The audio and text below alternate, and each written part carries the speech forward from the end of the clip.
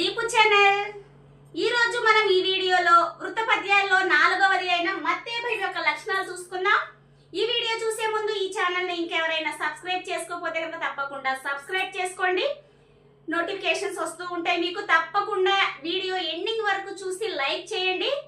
మనం టాపిక్ లో కనుక వెళ్ళినట్లయితే మత్తేభం లక్షణాలు చూసుకుంటే దీనిలో ప్రతి పద్యంలో కూడా 4 పాదాలు ఉంటాయి. రెండవది ప్రతి పాదంలో 20 అక్షరాలు ఉంటాయి. వృత్త పద్యాల్లో ఉత్పలమాలకి మత్తేభానికి రెండింటికి కూడా పద్యంలో పాదంలో 20 అక్షరాలు అనేవి ఉంటాయి. ప్రతి పాదంలో సభరణమయవ అనే గణాలు వస్తాయి. సభరణమయవ గణాలు వస్తాయి. నెక్స్ట్ యతి స్థానం అనేది 1వ అక్షరానికి 14వ అక్షరానికి యతి మైత్రి వేయవచ్చు. అంటే ఆ పద్య పాదంలో మొదటి అక్షరానికి 14వ అక్షరానికి యతి మైత్రి చెల్లుతుంది. నెక్స్ట్ ప్రాస నియమం అనేది ఉంటుంది. ప్రాస నియమం అంటే 2వ అక్షరం అనేది ఒకే గుణింత అక్షరాలు అనేవి ఉంటాయి అన్నమాట.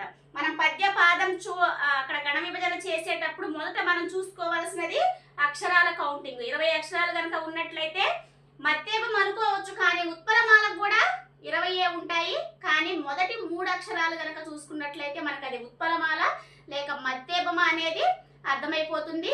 ఇది ఎలా గణ విభజన చేయాలో చూడండి. ఇక్కడ ఒక ఎగ్జాంపుల్ ఇచ్చాను. పవి పుష్పం బగు నగ్ని మంచగు అనే పద్యాన్ని కనుక మనం చూసుకున్నట్లయితే ఇది మత్తేభ పద్యము.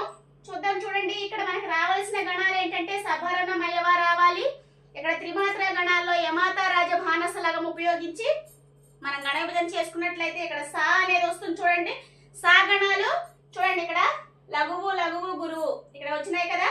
అలానే భాగణాలు గురువు లఘువు లఘువు, మళ్ళీ రాగణాలు గురువు లఘువు గురువు. ఇక్కడ మనం గుర్తించుకోవాల్సింది చూడండి. ఇక్కడ మనము భాగణాలు గుర్తించేటప్పుడు ఇక్కడ సంయుక్త అక్షరం ఉంది. సంయుక్త అక్షరం ముందున్నది మనం గురువు పెట్టుకోవాలి. ఆ సంయుక్త అక్షరం వచ్చేసి లఘువు పెట్టుకోవాలి. కానీ ఇక్కడ 0 ఉంది కాబట్టి సంయుక్త అక్షరం ప్లస్ 0 కాబట్టి అది మళ్ళీ గురువు అయింది అనమాట. ఇలాంటి కండిషన్స్ మనం తప్పకుండా చూసుకొని గణ విభజన చేసుకున్నట్లయితే గనక మనకి ఈజీగా ఉంటుంది.